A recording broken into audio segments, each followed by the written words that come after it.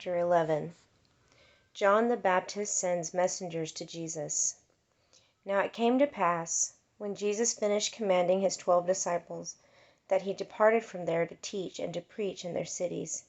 And when John had heard in the prisons about the works of Christ, he sent 2 of his disciples, and said to him, Are you the coming one, or do we look for another? Jesus answered and said to them, Go and tell John the things which you hear and see. The blind see, and the lame walk. The lepers are cleansed, and the deaf hear. The dead are raised up, and the poor have the gospel preached to them.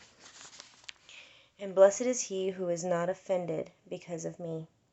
As they departed, Jesus began to say to the multitudes concerning John, What did you see? A reed shaken by the wind?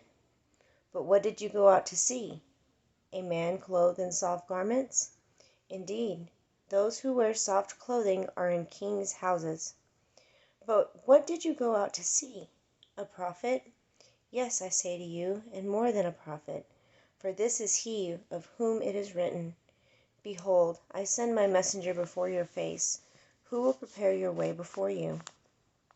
Assuredly, I say to you, among those born of women, there has not risen one greater than John the Baptist.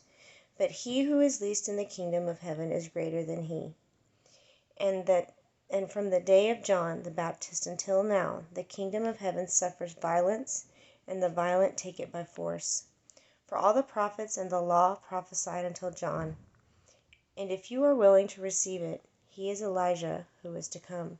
He who has ears to hear, let him hear. But to what shall I liken this generation? It is like children sitting in the marketplaces, and calling to their companions and saying, We played the flute for you, and you did not dance.